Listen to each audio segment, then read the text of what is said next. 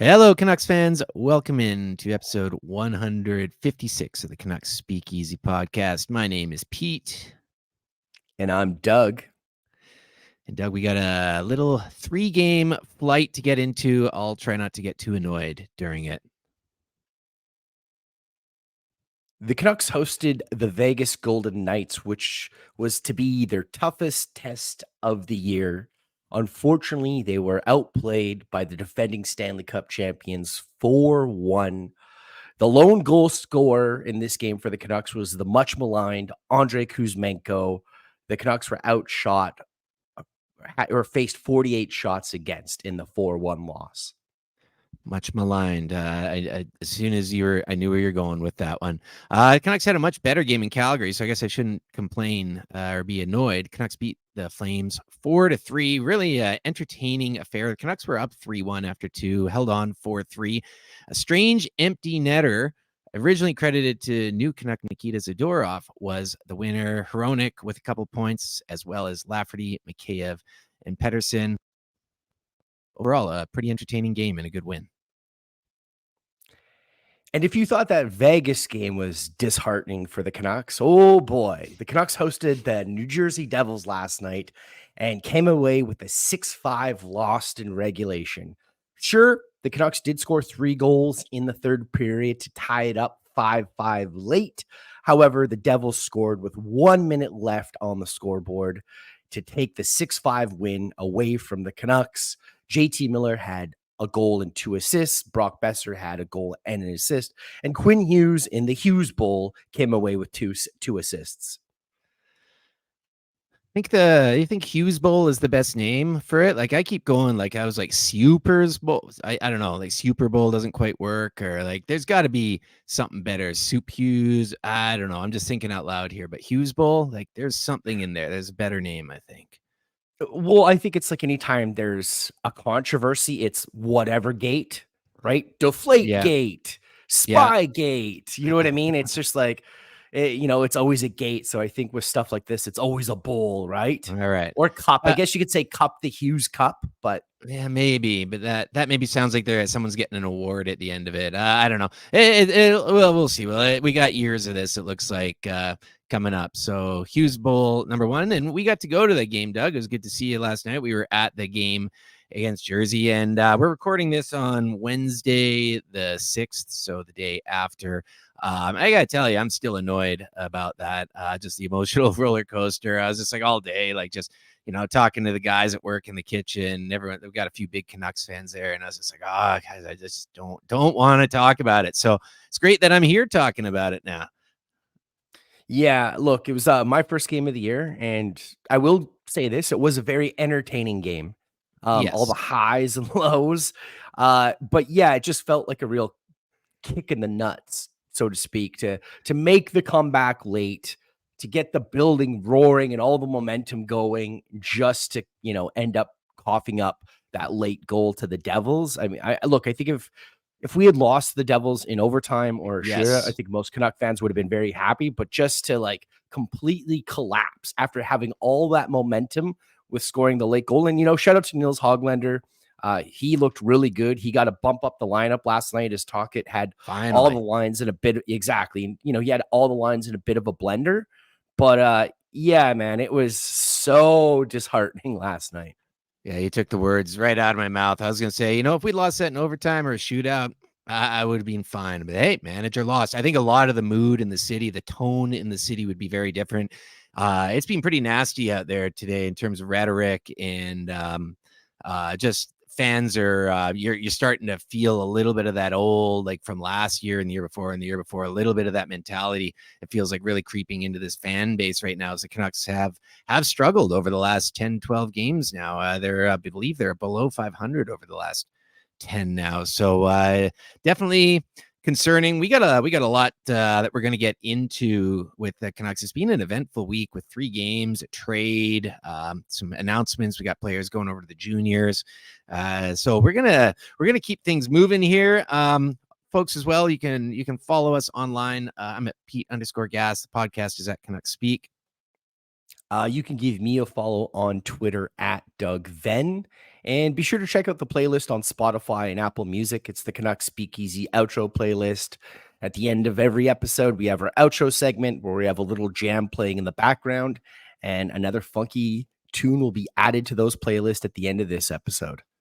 Also, Brendan is not on the episode today. It's not like we have him here and we've just kept him on mute. You can follow him at jbo_Vancouver. And also, we are on YouTube. If you are watching, please give us a like or a subscribe. It really helps us out as we try and give everyone another channel and another means to scope us all out and listen to what we got to blabber on about. All right, Doug, before we get into all that, though, it is our first episode since the end of the month. So you know what that means. It is time for our 3 stars of the month for the month of November.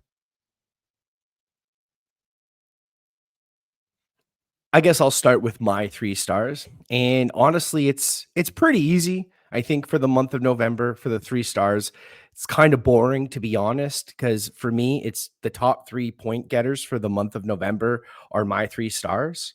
So at star number 3, it's Brock Besser. I mean, he's leading the league in goals.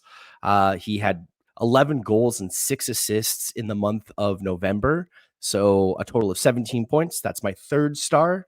Second is Quinn Hughes, who has been so dynamic, so incredible this year. He played 15 games as well, 5 goals, 17 assists for 22 points. And the first star of the month of November for me is JT Miller. JT Miller, I still think this fan base really underappreciates what JT Miller brings game in and game out. He had 8 goals, 15 assists for a total of 23 points. That is my first star for the month of November. Well, if you're being boring, I'm going to make it extra boring here because we are pretty damn close. I will say honorable mention on my end, Thatcher Demko almost got in there, but not quite. He was close. I just couldn't quite give it to him. 3rd star for me, also Brock. You said it all, man. 11 goals, 15 games that led the team, averaging over a point a game. Still, it's great to see getting a lot of ice time. I've been really enjoying watching him play. He gets number 3. I'm giving number 2 to JT Miller, even though, like you said, he led the team in points. JT, man, he does a lot of things. He's definitely, as we know, he's not a perfect player, but the amount of abuse he gets in this city sometimes from certain segments of the fan base, I think is highly unwarranted considering he's one of the top scorers in the league. He's killing it. So JT, 23 points in 15 games. Number 2, I gave Quinn Hughes number 1, just because the amount of ice time he's logging, all situations, and what he's doing. He also got the NHL 3rd star of the month for the month of November. So I gave number 1 to Quinn Hughes, who and geez, we saw it again last night against Jersey, just what he can do with the puck. And just, man, he is, I said Brock is fun to watch. Quinn is a joy to watch. We are very, very lucky to have him here in Vancouver. All right, Doug, speaking of defensemen, though, let's start off our Canucks chat with the big news that happened right after we dropped our last episode, of course. Nikita Zadorov comes to Vancouver, a pretty reasonable cost of acquisition as well. That 5th round pick that the Canucks received in the trade with Chicago for Anthony Beauvillier goes over to Calgary along with a 3rd rounder in 2026. So no 1st or no 2nd in the deal, no prospects in the deal. I think overall the cost of acquisition, we'll see how Zadorov works out. We've got a very small sample size. I still believe it's worth the cost of acquisition. If there's a 2nd round pick in there, I'd be a little bit more like, fuck, we trade those things away like freaking giving away like candy on Halloween, man. So I'm so glad that we didn't trade another 2nd. Overall, small sample size. We'll get into the player a bit here, but first of all, what do you think of the trade? Are we kind of on the same page with that one? Yeah, absolutely. I don't think even people who are very critical of Zadorov can't argue the cost of acquisition here, especially from a divisional opponent, a division rival like the Calgary Flames. For them to give him up for below market value, most NHL pundits around the league thought. And I think that speaks more to him demanding the trade earlier on in the season. And then, Calgary probably just wanting to get him out of the dressing room and kind of move on. I think it's great. Yeah, I think what will really define this trade is if the Canucks do end up signing an extension to him, what are the parameters of that deal look like? Is this Tyler Myers 2.0? Because, he is more physical than a Tyler Myers, but he is prone to making some mistakes on the ice, much like Tyler Myers. So that I think is going to be the real telltale sign of this trade. But yeah, as far as pure acquisition cost, absolute home run by Patrick Allvin. And I think, I wasn't on last week's episode, but just a very tidy piece of business Allvin has kind of done this last little while to be able to flip Bolivier to Chicago with zero salary retained, and then to take that newfound cap space and a 5th round and to add a 3rd to acquire one of the more highly sought after defensemen in the trade market this year in Zadorov. Huge praise to Allvin for pulling that off. Yeah, we talked a little bit before, and I know we've talked about as well about how one trade leads to another often with this regime, and this is at least the 3rd time now I can think of that they've done that. So yeah, I'm again pretty happy with that. You mentioned signing again. Yeah, that's a big part of it. Is this guy going to be around long term or not? I mean, we don't know. We'll have to see where this goes. See how he does as well. A small sample size just from watching him. I've really been especially last night being at the game, was paying attention to him a lot. A couple of things I noticed. Physical, yep. He threw a hip check. He throws his weight around. So right away, yes, he's more physical than Tyler Myers. I think Tyler Myers has never really figured out how to hit, he always just seems to take penalties when he does it because he gets his arms up or he lurches all over a guy. And so he's never been much of a body checker. Zadorov is a body checker. So he is more physical. He's a better skater than Tyler Myers. He's actually quite fast. I was very impressed. And one of the things he does as well is he jumps the rush. Now, this could also be a detriment to his game, but there were a couple of times where Zadorov was the lowest guy in the offensive zone on a forecheck. Like, I know there's line change and this and that, but he can get up ice a lot quicker. So there's things to like about his game. Defensively, I'd like to see when the Canucks have a healthy blue line with Soucy back. I'd like to see how they use Zadorov. I don't think Zadorov Myers is a long-term fit, but I think if you put Zadorov with like a Cole or a Soucy or even a Hronek, I think that might be a better fit for him. Yeah, it'll like you said, it is going to be interesting to see once Soucy's back. I think the timeline is mid-January, I believe. The Canucks have been pretty quiet with some of the injuries. Like, we still don't have an update on P. Suter. Just a middle body injury, I think is what they reported. That's a new one. Yeah. So yeah, it'll be interesting. There's also a lot of talk and chatter that the Canucks are still looking to sign Ethan Bear as well. But we talked about this yesterday when we saw each other at the game. It's like, even if you do sign an Ethan Bear, it's probably at least a month, maybe a month and a half for him to kind of get up to game speed and, to be ready to play 15 plus minutes a game. And, this is only game 2 for Zadorov. And yes, he made a couple of mistakes last night and the Calgary game, but he's still learning the system, right? And I mean, the way the Canuck defensemen played last night, it looks like all of them are still learning the system. But yeah, I think it's a good acquisition, and I don't mind signing him to an extension. It just depends on term and money. Right now, I believe the only 2 Canuck defensemen that are on the active roster that are signed beyond this year are Hughes and Soucy. So, obviously they're going to do everything in their power to re-sign Hronek and, but yeah, I even though the defense has had a major change this year from last year, it could look completely different again heading into next year. Yeah, Noah Juleson is also under contract, but I don't really see him. I don't see him as a long-term fit. Yeah, like Myers, Zadorov, Cole, Friedman, all UFA, and Hronek RFA. I mean, Hronek will get done. He'll be back. But yeah, there's it's definitely, there's the opportunity for next year to kind of create the blue line a little bit more in the look that you want. And even like we talked as well about if Bear comes in, does Myers go? And I'm not so sure that he does. I think, playoffs, if you're, we are talking playoffs still at the moment.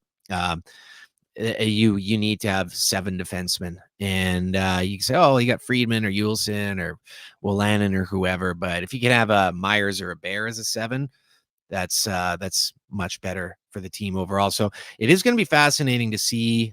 They can make Ethan Bear work. I'd like to see. I'd like to see what they could do with that. I'd also like to see what happens with Christian Wolanin once he's healthy and ready to go fully, and if he gets a look up with the club, because I thought he was pretty good. But I just don't think Ulson, Friedman are depth guys that really work. Zadorov, again, though, I talked to a few of my buddies who are Flames fans. They really like the guy. And he's a type of guy that fit into the old school kind of Sutter system in Calgary. He's definitely a Calgary style player. They like him, and they said, he's got offense to his game. Some days he'll drive you a little bit batty, but overall they said the good outweighs the bad in his game, and I can see that too. I mean, no player is perfect. I think we always put guys under a tremendous microscope here in this city, and we hark on single mistakes for far too long and don't give enough praise for a lot of the good things that get done. And I think Zadorov, if the good outweighs the bad, and if there is an extension where it's reasonable, and this is, again, something that this team has done well, is signing extensions, although we're still waiting for the big one. We're going to see what happens with Petey, but they've done that well. So if Zadorov plays well and earns a deal at a reasonable cap hit, then it's a complete slam dunk win for this team and gives you another body into your top 6 next year. Yeah, absolutely. I think the big thing is he's kind of third on the priority list, right? Petey, who's an RFA, is going to be first, then Hronek, and then maybe it's Zadorov. Do you bring back Ian Cole for another year if he wants that? Maybe Cole wants a more longer term deal. Who knows? But yeah, I think it's going to be those two, and then you kind of circle back on Zadorov and see if he is a fit. This is also another left shot defenseman, and Tocchet has been fairly reluctant to not have a lefty righty on each pairing.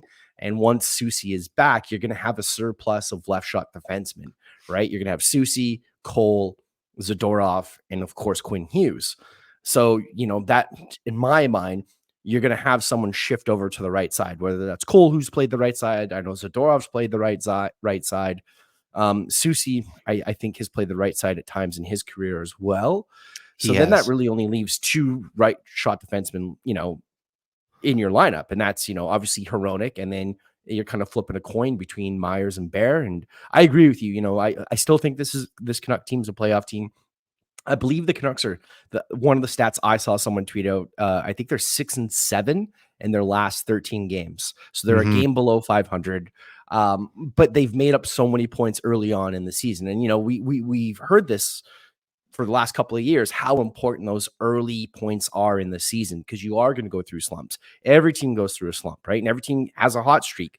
But if you fall too far behind early in the season, it's so hard to make those points back up because of NHL scoring and the loser points with OT now. It's just it's really hard for you to make up ground. That game the Canucks played against Calgary, that win gave them a 10-point cushion. At least at that time, it's probably, I don't know. No, it's still the same. It's a 10-point cushion. Okay. Yep.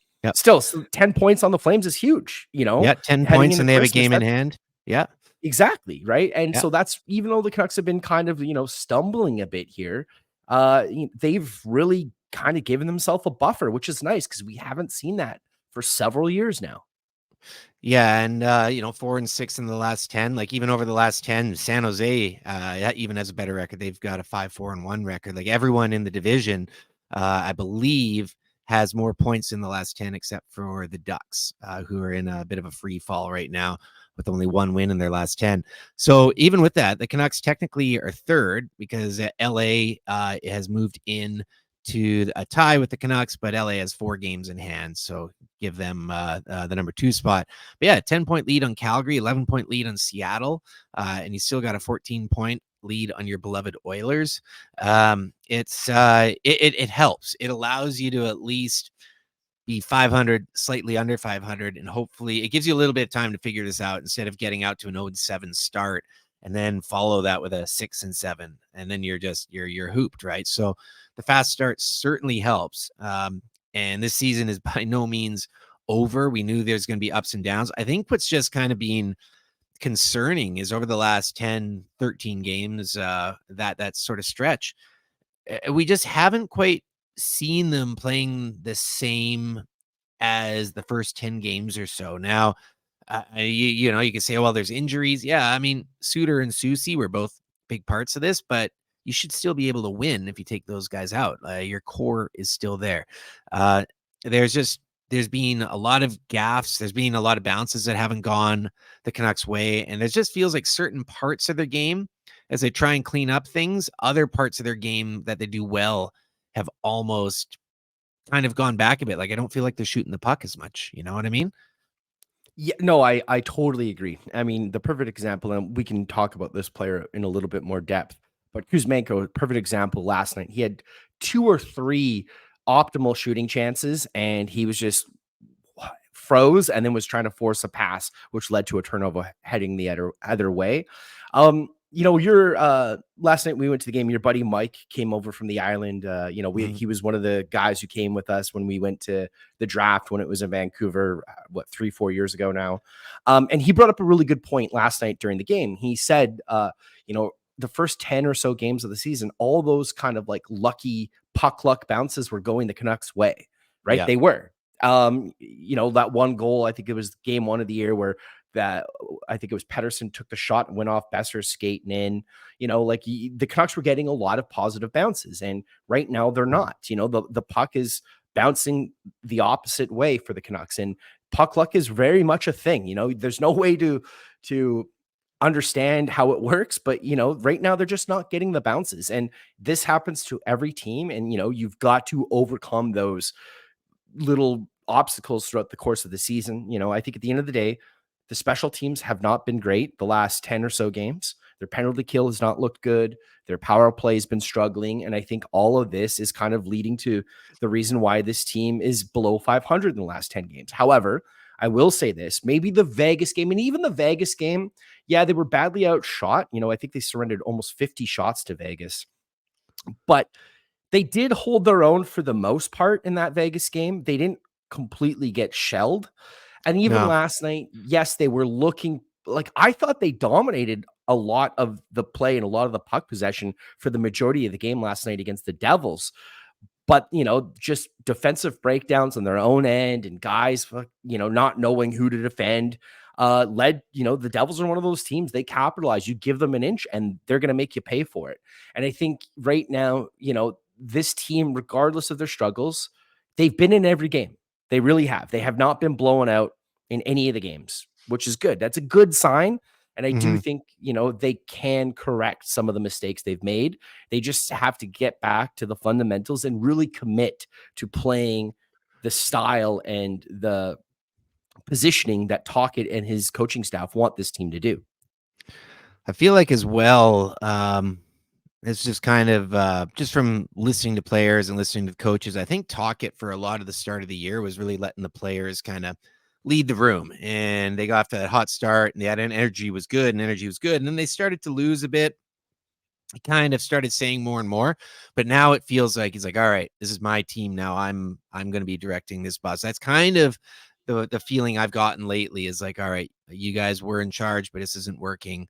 I'm taking the reins here, and you're going to get a kind of a different side of him. The Kuzmenko comments last night were, that was pretty telling. Just how frustrated he is. I mean, Kuzmenko probably heading back up to the press box again. That's all of a sudden, like, you're getting some of these stories around the team that we just didn't really think after that hot start we were going to hear. Everything was all roses, but now all of a sudden, like Kuzmenko, like Demko hasn't had a string of great games. He's had a lot of really weird goals. He's really a guy who's not had puck luck at all. He's had a lot of just weird goals go in that Vegas game. Then there's a couple of weird ones in there as well. So, like now we're talking about Demko, like, is he okay? We're talking about Petey. Is Petey hurt? I don't think Petey's hurt. I think he's just kind of a little bit streaky at times. You're talking about Kuzmenko. I mean, Kuzmenko was as being the talk of Twitter today, which is it's he's the new scapegoat right now, is Kuzmenko. You hear people bringing up, oh, they should have traded him last year, and I was very happy they kept him, but I am surprised by what he's doing this year. I know he had a very high shooting percentage last year, and so, 39 goals is probably not going to happen again, but I thought he'd be pushing 30 this year, regardless, 25 to 30 even. But man, I don't know. I know he doesn't seem like a talk-it player. I just, I wonder if he's going to get what the coaching staff wants, because we're already trying to move one $5 million winger.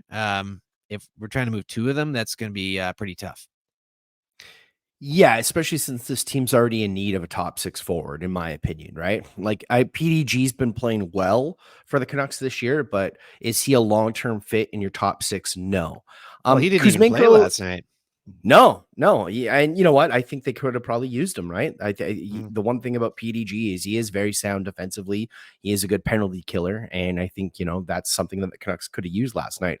Kuzmenko is interesting because he is struggling, and even with PD's been struggling too. And both of those players, in my opinion, the last month and a half have just been passing up on shooting opportunities. And it reminds me a little bit of Brock Besser last year, where Besser, whose main attribute as an NHL player is his shot, would be passing up great grade A scoring opportunities or shooting opportunities, pardon me. And Kuzmenko, he's just not playing with confidence. He's still great.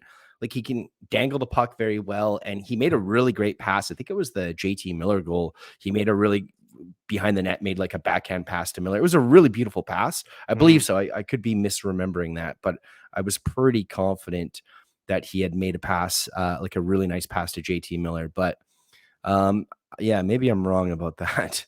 Regardless, I think if you know what's interesting, I was looking up a stat today of all the star players around the league that have been benched this year. And there's tons of them. Yeah. Patrick Laine and Johnny Gaudreau in Columbus, Jonathan Huberdeau in Calgary. There's a lot of big name players across the league at the moment that are being benched for their lack of play. I mean, it's not, Timo Meier in New Jersey. And, we saw New Jersey last night, and he's been benched a few times this year. And that was a massive, they traded for him last year, and then they sent him a monster contract, and he's been a massive disappointment. So there's a lot of star players this year, for whatever reason, that have just been struggling. And I don't know if it's just that the game has shifted to, you've got to be you can't just be one dimensional. Like, we've all praised Brock Besser this year, and even last year, despite him not scoring as much last year. But his defensive play, his board battles, the way he gets it on the forecheck has improved so much the last couple of years, especially this year, where he's getting rewarded for that work with goals again. I just think, a lot of these players have been very one-dimensional for their careers. It's not working. And it's not, yes, the Canuck fans, obviously we're going to be upset because we're Canuck fans and Kuzmenko, it's our own backyard, but it's across the league. There's a lot of big name players across the league that have been struggling with their teams and been seeing the press box or been stapled to the end of the bench in the third period, much like we saw Kuzmenko last year. So it's not just a Kuzmenko thing or just a Canucks thing. I think there's a lot of really good players across the league that are struggling. I also think the league has changed a bit in the last couple of years in terms of style. Yeah. Like the defensemen, there's really two kind of schools of defensemen right now. There's the new school puck movers like the Quinn Hughes and the Cale Makars. And of course, not everyone has the same level of skill as those guys, but that's a style of defenseman. And then you have sort of these more guys who are big and can hit, which is a little bit more of an old school approach that we haven't seen as much in the last few years, but you're starting to see now big mobile defensemen coming back and playing into the game. And that changes the game. And that changes a lot of things out there. If all of a sudden the game is getting a little more physical again, which I feel like it is, guys who are more finesse players are going to have less room out there, and it makes it tougher. And I think Kuzmenko is getting a part of that too. He's not a guy who hits. He's not a physical player. And over in Europe is a lot less contact in games too, bigger ice as well. So I think that might be a part of it as well. I've noticed just like ice is hard to come by right now this year. Like the Canucks do a good job of pressing as well, but teams are all about pressure right now. You used to be able to see teams giving guys the point or like the hash marks, and they're not doing that anymore. They're rushing everybody. It's a lot of man-to-man and a lot of guys just, you don't have a lot of time. And so I think if you get some of these guys, as soon as you start overthinking it, you don't make that play right away, that split second, that costs you a lot of the time. I think that's what we're seeing with Kuz. I kind of expect him to be out next game and PDG to be back in. We'll see. Maybe they don't. Maybe it's Linus Karlsson who comes back out. I don't know, but it's really kind of one of these storylines that's become, geez, I didn't see that coming this year. I really didn't. I didn't think Kuz would be in the doghouse as much as he is right now. Yeah, look, he struggled last year under Tocchet too. Like he was, benched for a couple of games last year, I believe. And Tocchet said something recently where he said, look, if he was scoring goals, you can overlook some of the mistakes, but he's not scoring goals. He's got, I believe, 3 goals on the year. And he's really struggled this year. Like he's really, really struggling. And I think it's confidence. Like he still can make great little plays here and there, but like shoot the puck. Like in my opinion, just shoot the puck, right? Good things happen when you get the puck on net. There's a rebound, someone can bang in, and just like, sometimes that's all it takes to kind of get your confidence back up. I do wonder, like, he's got a 12-team no trade. I know everyone jokes about Dan Milstein being the AGM of the Canucks. Zadorov is also one of his clients, interesting enough. But I do wonder, if maybe the Canucks are, at least calling around to see if anyone is interested in Kuzmenko, just because he's not a fit. And the one thing I will give this management group credit since they've taken over for Jim Benning is they are aware when they've made a mistake. Exactly. Yeah. They're aware of it. And then they relatively move quickly to fix it, whether they're trading a guy pretty quickly and moving on, like Rory Fitzpatrick, not Rory Fitzpatrick. Who was the guy last year? He was the guy we got from Chicago to dump what's his name? And then the dude, awful. The dude we traded to, we traded him to Buffalo.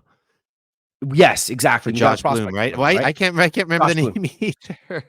Yeah, Rory's the name that comes to my mind. He's a former player's kid, not Sillinger, but he's a Stillman. It's cool. Riley Stillman. Riley Stillman. That's it. Riley Stillman. We got there in the end, folks. We got there in the end. Holy geez. There's people out there like listening to this. They're like, holy crap, why do I listen to this podcast? These guys are useless. Yeah. Or they're yelling into their fucking headphones. Riley Stillman. Stillman. Yeah. Everyone else in the SkyTrain's looking at them. Yeah. But yeah, so I think they are good at like recognizing something, and I'm sure Tocchet's frustrated, right? Like last night was the first time in a post-game interview where Tocchet came across salty. Like he came across, he was pissed. And you know what? He didn't even really give much acknowledgement to the Canucks making that comeback. It was the 4 goals they'd given up early in the game. He was like, all 4 of those goals, all 5 players that were on the ice for those goals were to blame. And he was not happy last night. And I think that's good. You know what? Maybe this team needs a bit of a kick in the ass because things have been going relatively well for them. And, maybe that slight kick in the ass will spark them to start playing a little bit better. And I think the biggest disappointment for Canuck fans right now is the big test games outside of Dallas, we'll say, but Colorado, Vegas, now Jersey, the Canucks have all come up short and looked like they're not, in that same tier, which they're not, to be fair. They're not. But, you at least want to see a little bit more fight from them. And it is a bit disappointing that those 3 big test games, the Canucks have not looked great. Yeah, for sure. I mean, some of the guys are playing with fight out there. I mean, I wanted to, we talk about the bad a lot, but man, Niels Höglander, I've been really high on him over this last little while. Him as well as Lafferty and Joshua. I want to give all those guys specifically shout outs because I think they've all been playing exceptional. But Niels in particular, man, this guy, like he's got something to it, right? Like we always knew he had the skill, but he gets under other teams, and he is now forechecking. He's playing hard. This guy has the tools to be an all-purpose player. I know that points over the last year, 2 years, he was a guy whose name would come up in trade offers, like when everyone's throwing, oh, we'll trade Hoglander in this for that. I'm on the flat. Do not trade Hoglander camp right now. I think that would be a move that you would regret.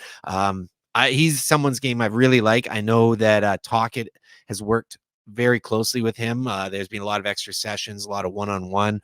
Hoglander is really working for it right now. And it's showing, but I just wanted to give a special nod to him. He's got 8 goals in season in 24 games. I mean, the guy could be very easily be a 20 goal scorer this year, 20 plus goal scorer. You get that out of Niels Hoglander, man, I'm stoked. Yeah, and look, last night, he got bumped up to play with Besser and Miller, and that line definitely produced. Finally. They got the late game tying goal, and it was Hoglander that was rewarded with it. But I honestly wonder if and it's going to be hard for you to mess with that. I assume Hoglander will get the start with the Miller and Besser line tomorrow against the Wild. However, I would maybe also consider putting Hoglander on the line with Petey, right? Because Mikheyev's been struggling as well. Kuzmenko's been struggling as well. And, Petey needs someone, that he can rely on, to put the puck in the net and is hard on the forecheck. And right now, Hoglander's that guy, right? He's the guy that has looked really, really good for the Canucks. And yes, I agree. Sam Lafferty, he played well. I like that Tocchet also moved Dakota Joshua up because he was pretty hard on Joshua coming in out of training camp and to start the season. And Joshua has responded well. He's been very, very good. That third line with Bluger and Garland, and I think Garland is arguably just as frustrating of a player for the Canucks as Kuzmenko and maybe even Tyler Myers, just because he's got no finish to his game whatsoever. But that third line, and I understand why Tocchet, shuffled the lines around last night. But that third line has been able to draw tons of penalties and, dominate 5-on-5 more often than not. And I think it's great. And, yes, we've been fairly negative, I think, in this podcast, but Lafferty, Joshua, Hoglander, even a guy like Nils Zaman, who's playing on the fourth line, that guy, I really like his game. Is he ever going to be a top 6 forward? No, but he's a really good bottom 6 forward. And, I also think the guy this team missed right now is P. Suter. Suter was playing pretty good, up until that injury. And I think they're really missing him at the moment as well. So hopefully they get healthy again. And yeah, I'm interested to see if Kuzmenko does end up in the press box next game, or if they roll up the same lineup. The other one is I do wonder if Casey DeSmith will get the start against the Wild over Demko. I think he will. Off. I'm expecting DeSmith to be in net tomorrow. I'd be very surprised if it wasn't DeSmith. It's a lot of a game. Like there's a set of back-to-backs coming up here, but I think you're going to get DeSmith in there tonight. Yeah, I mean Suter. We've talked about how we haven't seen what this team looks like with all 4 centers, but we're not. I'm not really concerned about the bottom 6 forwards right now. A lot of them are doing their jobs, and that's great to see. And I think Hoglander, I would love to see him get a look with Pettersson, or at least just stay on that line that he was on with Besser and Miller. I think he deserves it, and see where that goes. I also like Lafferty playing with Pettersson. I think he's been a bit of found money over there. And again, that's another guy I always liked. So those guys aren't the problem.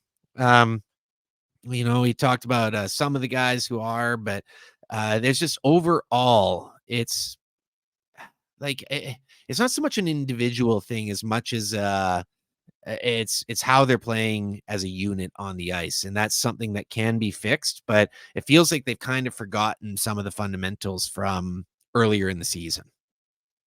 Yeah, I agree. And they're playing with much more panic in their game. Where at the beginning of the year, even if they were getting hemmed in their own end, they were playing with much more control. Where now it's like they're scrambling, they're making these weak attempts to get the puck out, which leads to turnovers. Like there was the one last night where Tyler Myers made a very weak attempt to chip the puck past Jack Hughes.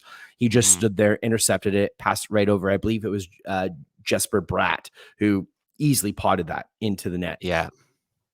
Yeah, just stuff that shouldn't be happening. I mean, the last 2 games, the Canucks have allowed a goal in the last 2 minutes. You talk about panic, Yeah. and that's exactly where you see it, like giving up goals. And this is something that we know as Canucks fans. We've seen this before from this team. But yeah, they panic towards the end. But back-to-back games allowing a late goal there, and you gotta clean that up, man. You can't keep doing that. Minnesota is going to be an interesting in game tomorrow. Just to see how they bounce back. Then yeah, you got the Hurricanes on Saturday, and you got the Lightning, the Panthers coming up after that before the Canucks finally hit the road again for 4 games before Christmas and before coming back home for one. So it's a busy schedule here. So I mean, that could be good, that could be bad, right? Like we'll see how they come out, we'll see what they do, but there is a lot of this up and down, over those last 10 games. There are some wins, like the Seattle game was good, the Calgary game was good. But we need to see them string together like 3 or 4 of those in a row. Like even if you don't win all of them, win at least 2 of those 3 or 4. You need to see that same sort of effort every game. For me, I think for a lot of fans, just kind of get a little bit of that faith back, because I think a lot of the faith in this team right now around the city is crumbling a little bit. Yeah, and look, Minnesota, they've struggled to start the year, but they've been on a bit of a heater lately. Carolina is still one of the top teams in the East. Tampa Bay just got Vasilevsky back, and sure, he struggled that first game, but he's Vasilevsky. He's arguably the best goalie of this era. And then the Florida Panthers are not a team to sleep on either. And I know that'll be an emotional night because that's the Luongo Ring of Honor night. I'm sure there'll be a tribute video to OEL that night as well. Yeah. But yeah, this next stretch of games for the Canucks, it's not easy. It's really, to me, it's going to show the character and the psyche of this team and how well they play over these next 4 games. Yeah. And Doug, we're running a little low on time here, but just quickly before we go to the free pour, World Junior rosters announced. This has some effect on the Canucks. 3 Canucks on Team Sweden. Surprise, surprise. We got Pettersson, Willander, and Lekaramäki. No Hunter for the U.S. team. Some people are surprised, but the U.S. team never really takes guys from the CHL. They like to stick with the USHL and the National Development Program. It's a bit of a snub, though, considering the season that he's having over in the OHL. Yeah, I think a lot of people forecasted that Hunter was probably going to be left off of the World Junior team. And to me, it comes across petty, right? Like I think if he was playing for the for an NCAA club or the US development team, the UNDP or whatever it is, I think he would be on the roster. I know the other argument people have said is the right shot defenseman for Team USA is pretty deep this year. But regardless, he should still get the invite to camp. And then, if he's cut, he's cut. The 3 Swedish players, I'm not really surprised at all. Lekaramäki, I think most people thought would be on the team. Willander was going to be on the team. And then DPD, yeah, like I'm not, he was the one that maybe you were worried a little bit about making the team, but it makes sense that he's on the team as well. It makes Sweden must watch hockey, for the juniors. I mean, when you get They're the that host team happening, this year as well. They're the yeah, I host mean, team. I was looking at that, man. And I was like, geez, that would have been a fun one to go to, but ain't gonna happen this year. But like for me, I get more excited about that. Like, I mean, Canada, I'll watch the Canada games, but I'll be making more of an effort, I think, to watch the Sweden games because I really want to see how these kids play. Yeah, no, I agree. I think this is going to be Lekaramäki's 3rd World Junior. So I think a lot of people are hoping to see the way he's played in the SHL transfer over to the World Junior tournament this year and for him to dominate. Yeah, 100%. Well, that's a few weeks away. Something to look forward to over Christmas. Doug, why don't we take this to the free pour? All right, it's that time of the episode for the free pour open floor segment. And I want to talk about a new show that is I believe it's on Amazon Prime. It's called The Curse, and it's a dark comedy that was written by Nathan Fielder and Ben Safdie, and stars Nathan Fielder and Emma Stone. And it's just it's if you know anything about Nathan Fielder, he's a local guy from Vancouver. I don't know if you've seen Nathan For You or what was the other show he had last year? I can't think of it. Anyways, he's a brilliant comedic uh showmaker, star, I guess, right? Like he's a very funny person. And The Curse is a scripted show. Normally the shows that he had done prior to this weren't really scripted. But it's really good. It's this satire on a couple that is like home renovation couple, and it's got some dark humor in it. If you're not watching The Curse on um Amazon, you should definitely check it out. It's very funny and it's very worth your time. I've seen some ads for that and was wondering about it, so that's good to know.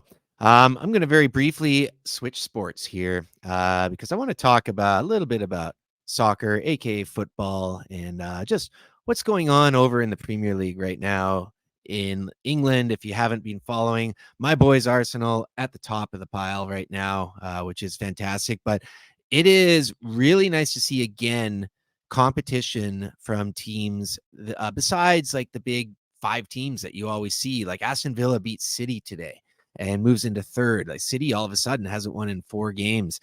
Tottenham hasn't won in 4 games. So Man U is starting to get back into it. Newcastle is right in there. Brighton's right in there. Like it's really cool having this race. I know with the Welcome to Wrexham show, a lot of people really kind of got turned on to the ladder system in a lot of soccer leagues around the world. The English one is really the best. There is so much money and there's such a competition to stay up on both ends. And there's battles now. Everton got a 10-point deduction, so now Everton is down near the bottom. But right now, just watching Arsenal play, it's been fantastic. It's been really fun going out to watch games with the Arsenal supporters down at the Ballyhoo in the morning. It's just it's great to see, and I finally had to bite the billet and get Fubo, which is just another subscription. But regardless, if you're not following the Premier League this year and you're kind of fiending for a bit of it after watching Welcome to Wrexham, highly recommend checking it out, and let's go Gunners. Thanks for tuning in, folks. That's episode 156, season 5, episode 10, just about in the books. Yeah, Doug, it was good to see you yesterday at the game. I'm going to the game tomorrow against Minnesota as well. That'll be my 4th game of the year. So the Devils was my first loss. So, man, I'm really hoping we get some things start trending a little bit up right now for the Canucks over the next while here. Yeah, I'll be attending the game tomorrow as well, so I'm excited about that. And the show, I was trying to remember, it's called The Rehearsal, starring Nathan Fielder last year. It was a great show as well, if you get a chance to watch that. But yeah, I agree. I'm 0-1 this year, so tomorrow's going to be my 2nd Canuck game of the year. Hopefully, we get a win. And then another thing I just wanted to kind of throw out there: there's reports in the last hour, so pretty much since we started recording, that the baseball insiders are giving the Toronto Blue Jays a 60% chance to land Shohei Ohtani. Who knows when that news will come? But anyways, I just thought I'd slip that in there. I'll still believe it when I see it. I saw Soto's going to the Yankees. I'm a skeptic, but we'll see. I mean, that would be a fun story. I'd be all over that. I love watching Shohei Ohtani play, even if he's not going to be pitching next year. Folks, you can follow us online once again. I'm at Pete_Gas. Do check out our playlist here that is on Spotify and Apple. The Canucks Speakeasy Outro playlist has all the outro tracks on it. It's awesome. You can give me a follow on Twitter at Doug Venn. Be sure to follow the podcast on Twitter at Canucks Speak.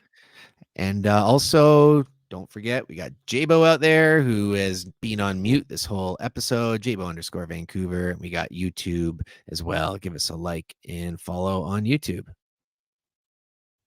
As always, thanks for listening. Hasta luego.